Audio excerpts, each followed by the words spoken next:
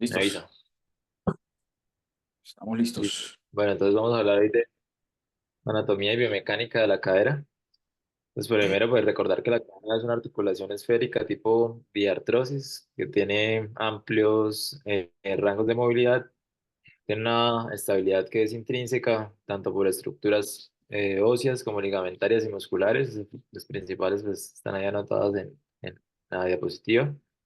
Recordar pues que el fémur proximal tiene una cabeza que es casi esférica, que comprende más o menos los dos tercios de una esfera, que el cuello tiene una anteversión femoral respecto a la diáfisis y que el trocánter mayor es lateral y el trocánter menor tiene una ubicación un poco más posteromedial. Eh, el acetábulo pues es una porción cóncava que tiene una forma de herradura. Con un cartílago hialino en el cual el mayor espesor va a estar en el cuadrante superolateral. Está compuesto de tres huesos, el ilion, el isquio y el pubis. Tiene una profundidad de 30 milímetros. El cartílago articular tiene entre 1,3 y 3 milímetros de espesor. Como dije, tiene forma de herradura, entonces tiene ausencia de la porción centro inferior de cartílago. Y tiene una orientación 45 grados caudal y 15 grados anterior. Para describir entonces el grado de cobertura que el acetábulo que el acetábulo le da a la cabeza femoral, pues se tienen varios ángulos, tanto en el plano coronal como axial y sagital. Entonces, en el plano coronal tenemos el ángulo centro-borde que es de 35 grados. En el plano axial, el ángulo de arteversión femoral que es de 20 grados. Y en el plano sagital, el ángulo de Lequesne que es oscila entre 25 y 30 grados. En cuanto al labrum, entonces el labrum es la estructura pues, que va a participar en la contención de la cabeza femoral, principalmente en los extremos del movimiento y en la flexión. Está compuesto de fibrocartílago. Va a aumentar el área de superficie acetabular, nos ayuda con una estabilidad estática de la cadera y tiene una función sensorial, pues tiene propioceptores y nociceptores. En cuanto a la cabeza femoral, entonces esta está cubierta en el 70% de superficie articular. Como lo dije previamente, comprende los dos tercios de una esfera, una dimensión de 40 a 50 milímetros y tiene un espesor de la cabeza articular entre 0,8 y 2 milímetros. Tiene una orientación, un ángulo cervicodeficiario que oscila entre 125 y 135 grados y una anteversión femoral entre 15 y 30 grados en promedio. En cuanto a la osteología del fémur proximal, entonces el fémur proximal pues tiene varios grupos de trabéculas óseas que sustentan la cabeza, se sustentan en la cabeza y el cuello, y el área de soporte de carga se concentra principalmente en la periferia. Entonces, el principal grupo compresor, como lo vemos ahí en la imagen, está desde la región superior femoral de la cabeza a la parte medial del cuello. Y es el hueso esponjoso más resistente, pues que va a darle el soporte de peso corporal. Y el principal grupo tensor está orientado desde la región inferior femoral de la cabeza hacia la cortical lateral. Entonces, la presencia o ausencia de estos grupos, tanto compresores como tensores, pues va a ayudar a determinar la presencia y el grado de osteopenia en el fémur proximal. Y la alineación, cuando es anómala de estos grupos de trabéculas óseas, va a determinar el tipo de fractura cuando se desplazan en el cuello femoral. Está el triángulo de War, que es el área que tiene relativamente menos trabéculas dentro del cuello femoral. En cuanto a la parte ligamentaria, entonces, pues, recordar el ligamento iliofemoral que va a tener dos bandas. La primera va del acetábulo al cuello femoral. eh, pues las dos van del acetábulo al cuello femoral. Lo que va a hacer es dar un soporte anterior que es bastante resistente, principalmente a la extensión. Tenemos el ligamento pubofemoral que lo podemos ver ahí en la vista anteroposterior. Este va desde la región anterior, de la rama púbica a la línea intertrocantérica, y va a impedir la hiperextensión de la cadera y nos ayuda con el soporte articular inferior. En la vista posterior tenemos el ligamento isquiofemoral. Este va desde el acetábulo, de la región posterior del acetábulo a la región superior del cuello femoral, Este ligamento es ancho, pero da un soporte posterior, pues que es mínimo, por eso el mayor riesgo de luxación de la cadera es hacia posterior, porque pues este ligamento isquiofemoral no va a proporcionar como una cobertura articular posterior completa. En cuanto a los estabilizadores dinámicos de la cadera, pues vamos a hablar sobre de los músculos que corresponden a como estabilizadores dinámicos. Tenemos el iliosoaps, se origina, pues el psoas se origina entre T12 y L5 y el ilíaco en la fosa ilíaca y en el ala sacra, ambos se van a insertar en el trocánter menor y son los pues, principales flexores de la cadera. El sartorio, que es el músculo más largo del cuerpo, este se origina se origina en la espina ilíaca superior y se va a insertar en la pata de ganso. Nos va a ayudar también con la flexión y la rotación externa de la cadera. Recordar que puede avulsionarse por fracturas por avulsión de la espina ilíaca superior. Tenemos el cuádriceps que va a estar, pues, el cuádriceps que lo dividimos pues, en el recto femoral, el vasto lateral, el vasto intermedio, el vasto medial. Entonces el recto articular, recordemos que dentro del cuádriceps es el músculo que es biarticular. Va a tener dos orígenes. En la espina ilíaca inferior se origina la porción recta y en el borde acetabular superior se va a originar la porción refleja. Estos pues tienen como función la flexión del muslo y la extensión de la pierna. Tenemos el vasto lateral que se va a originar en el trocánter mayor. Tiene como función la extensión de la pierna. El vasto intermedio que se origina en la diáfisis proximal del fémur también ayuda con la extensión de la pierna. Y el vasto medial que se origina en la línea intertrocantérica. Y pues recordemos que se debilitan las patologías patelofemorales. Por la cara medial pues, de la cadera, entonces tenemos los músculos aductores, que su principal función pues, es la aducción de la cadera. Entonces tenemos el pectíneo y los aductores, el pectíneo que también ayuda con la flexión y los aductores, el aductor largo, el aductor magnus, el corto y el gracilis. Entonces, pues el aductor largo y el aductor mayor, pues van a estar inervados por el nervio obturador. El aductor mayor comparte la inervación del nervio ciático, pues tiene como dos vientres musculares, por decirlo así, uno originado en la rama púbica y el otro en la tuberosidad isquiática. Ambos se van a insertar en el tubérculo, en la línea áspera, en el tubérculo del abductor y su función aparte de la aducción, va a ser flexionar y extender el músculo, esto es el aductor mayor. El aductor corto, entonces, este se origina en el cuerpo y la rama inferior del pubis y se va a insertar en la cresta pectínea y el gracilis se origina en el cuerpo y la rama inferior del pubis también y se va a insertar en la parte medial de la tibia, en la pata de ganso. Por la parte posterior tenemos los rotadores externos cortos, entonces ayudan, pues su función es la rotación externa del muslo. Tenemos el piriforme, el gémino superior, el obturador interno, el gémino inferior y el cuadrado femoral. Recordemos el piriforme como el punto de referencia para la identificación del nervio ciático que eh, discurre anterior al piriforme visto desde posterior. Y como importancia el cuadrado femoral que debajo de él va a discurrir la rama ascendente de la arteria circunfleja femoral medial. Tenemos también los músculos isquiotibiales, su función va a ser la extensión del muslo y la flexión de la pierna. Son el semitendinoso, el semimembranoso, el bíceps femoral, tanto la cabeza larga como la corta. Por el lado lateral identificamos los abductores de la cadera. Estos están inervados por el nervio glúteo superior. Entonces tenemos el tensor de la fascia lata, que se va a originar en la cresta ilíaca y en la espina ilíaca superior. Se va a insertar en la banda iliotibial. Tiene como función la abducción y la flexión y la rotación interna del muslo. El glúteo medio, que es el principal abductor de la cadera, si está afectado, pues vamos a tener la típica marcha de Trendelenburg. Este se origina en el en el ilion y se inserta también en el trocánter mayor, al igual que el glúteo menor, que también se origina en el ilion y se inserta en el glúteo mayor, y este sí solo tiene función de abducción de la cadera.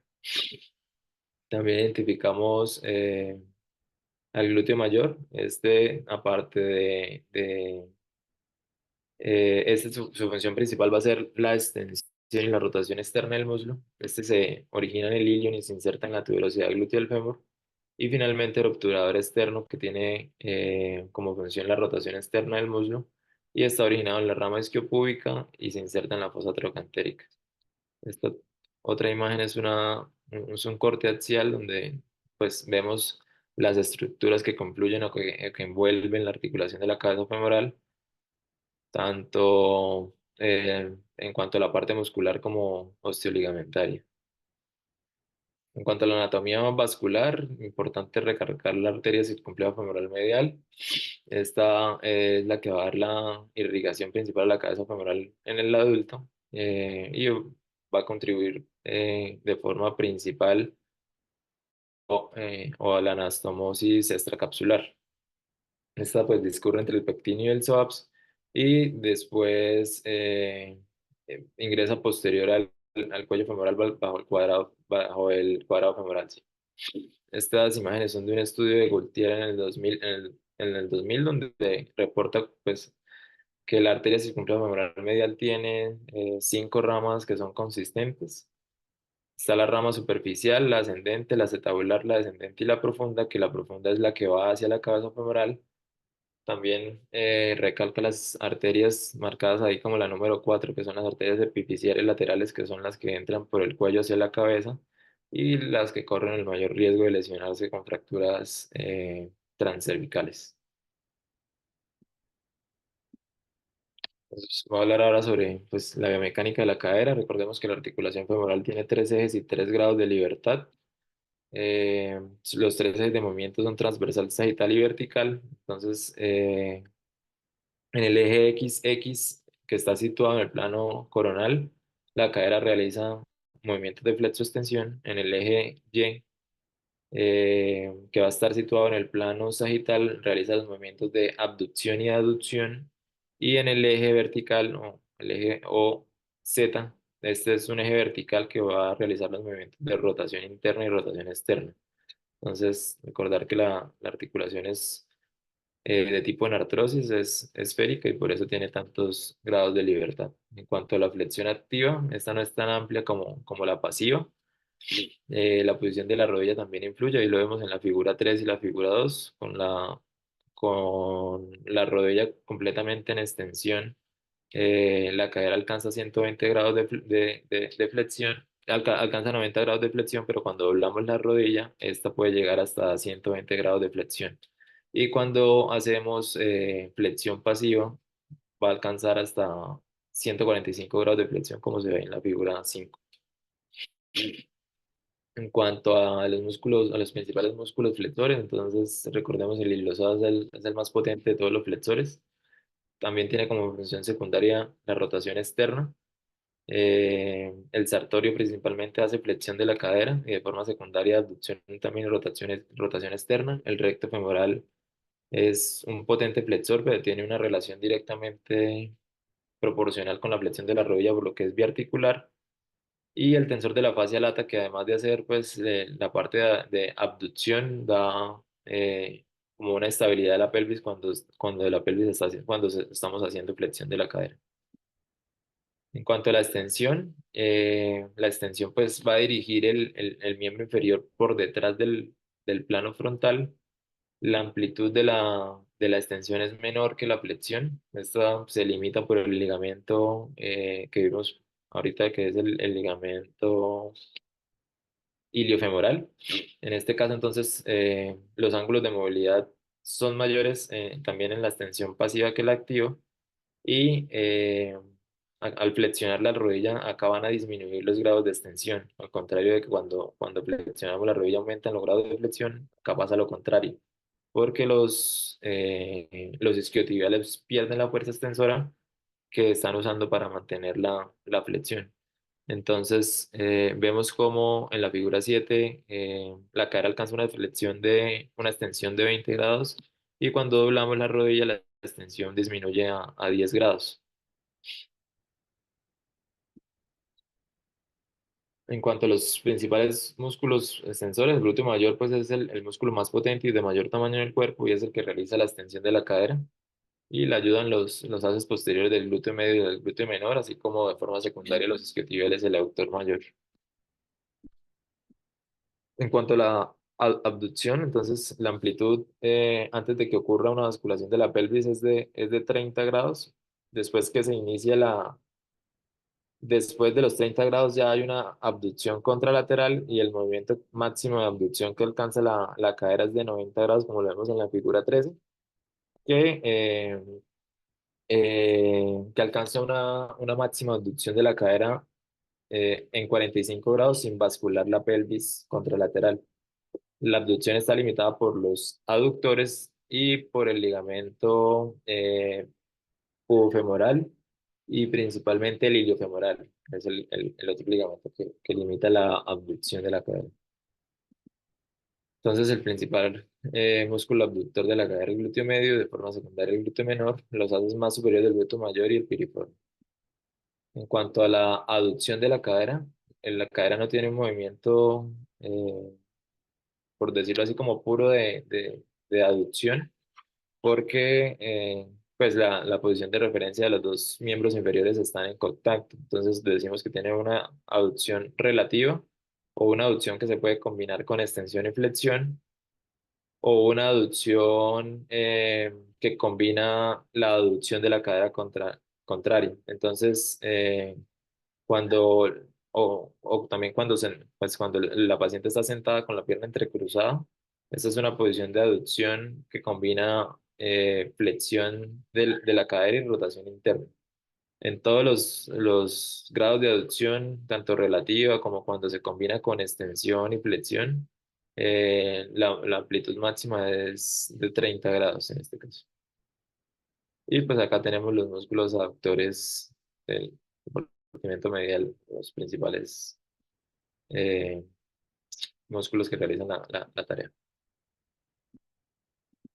En cuanto a las rotaciones, entonces los movimientos de rotación longitudinal de la cadera pues se van a realizar a través del eje mecánico del miembro inferior. Entonces, cuando la rodilla está totalmente extendida, no hay ningún tipo de movimiento rotacional en la cadera. La mejor forma de evaluar al paciente, en las rotaciones del paciente es en decúbito prono, como lo vemos en la figura 26 el 24 a la 26. Entonces, cuando la pierna se dirige hacia afuera, pues ahí es como medimos la rotación interna. La amplitud máxima de estas son 30 grados y cuando la pierna se dirige hacia adentro, evaluamos la rotación externa con amplitud máxima de 60 grados. Entonces, cuando hacemos estos movimientos sobre una mesa, que es la otra forma de evaluar la rotación interna, en la figura 27 a la 29, acá se puede aumentar la amplitud de la flexión, ya que se van a distender, sí, se distienden, por así decirlo, los ligamentos iliofemorales y los pubofemorales, y por eso pues podríamos comparar la movilidad en rotación interna y externa como si el paciente estuviera en decúbito plano. Recordar pues, el ángulo de anteversión femoral, porque la amplitud de estas rotaciones va a depender de la anteversión femoral que tenga el cuello. Entonces, en la imagen a lo que vemos es el eje transcondilio, que pues el eje transcondilio es una línea recta transversa que pasa a través de los cóndilos femorales eh, y el eje localizado del cuello femoral descrito ahí en la imagen como es el eje del cuello femoral va a formar un ángulo con ese eje transcondilio y es lo que conocemos como el eje el ángulo de anteversión femoral.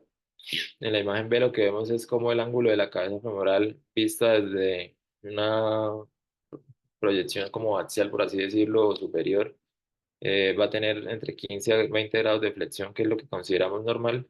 Y en la imagen C lo que muestra es una cadera con rotación interna, cómo va a cambiar ese ángulo de rotación de anteversión femoral por la rotación interna. Entonces, principales músculos rotadores externos, tenemos el piriforme, el obturador interno y externo, los géminos y el cuadrado femoral.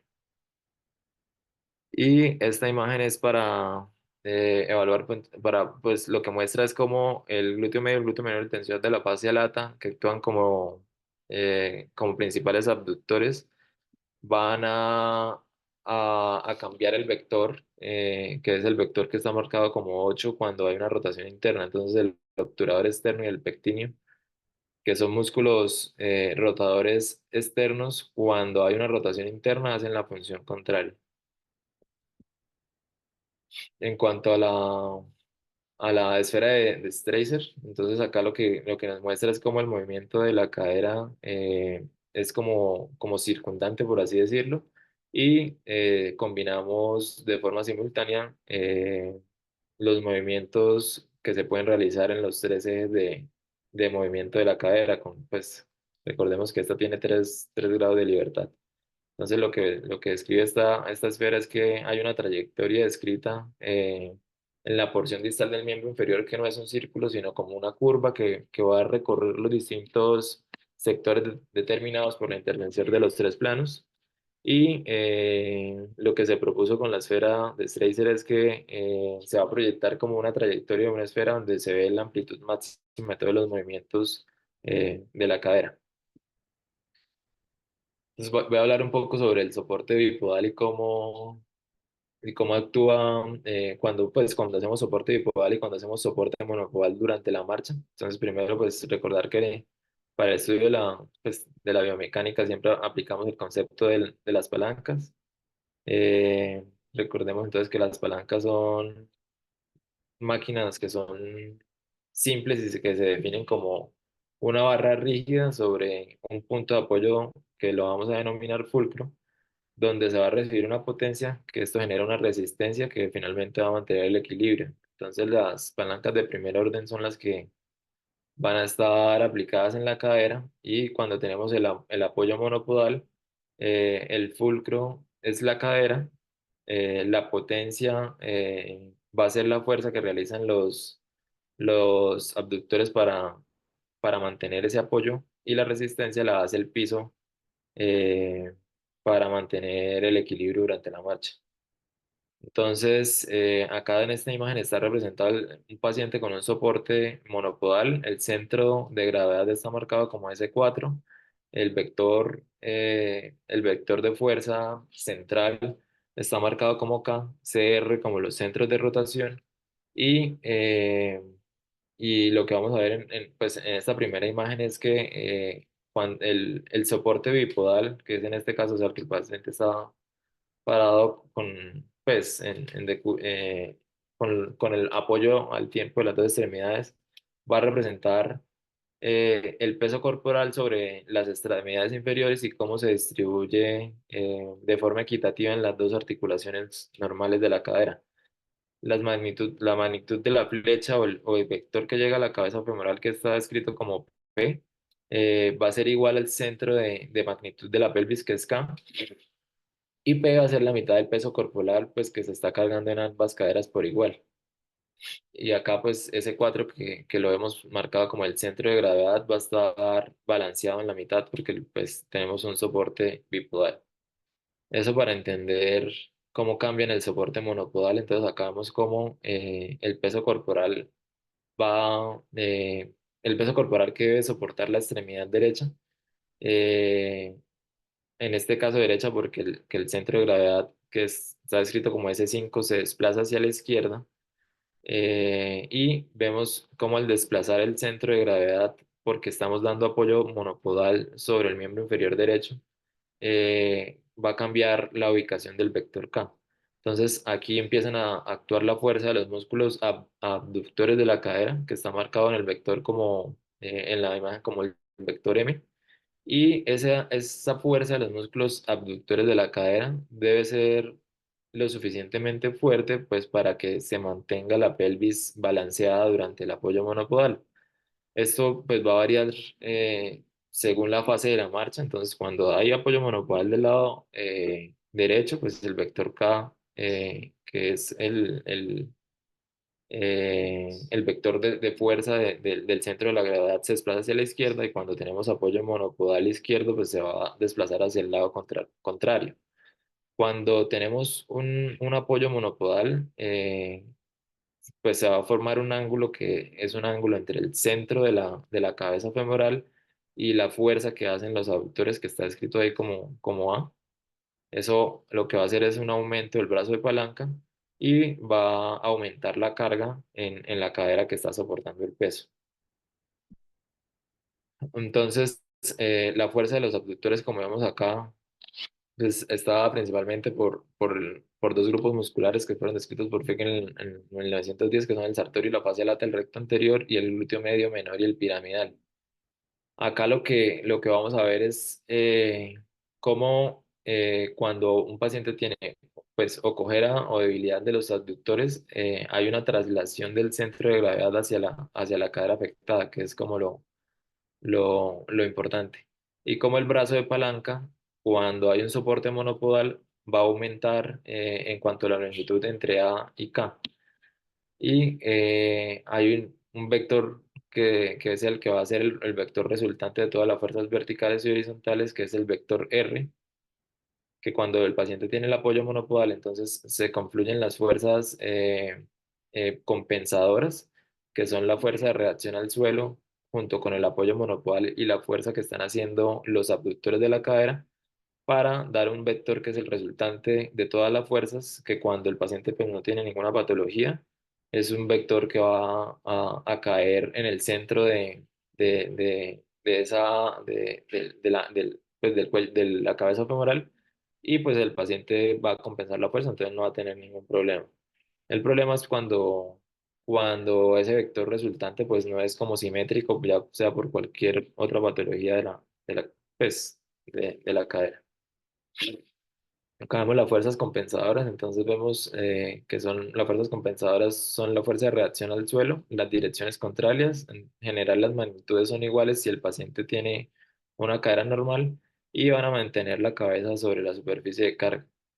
Para entender un poco más pues, cómo es la compensación, entonces tenemos esta imagen que la muestra en un artículo de Blum que revisé, que es como cuando, en este caso, pues también es un paciente que tiene un apoyo monopodal derecho, el vector o el centro de gravedad, que es S5, está desviado hacia la izquierda, ese centro de gravedad da un vector que es el vector K, que va a estar ubicado sobre el centro de gravedad y acá pues vemos como entre el vector K y el ángulo alfa, que es el ángulo en el centro de la cabeza femoral, hay un aumento del brazo de palanca, el cual se compensa cuando el paciente pone un bastón del lado contra la cadera, un lado contralateral a la cadera afectada.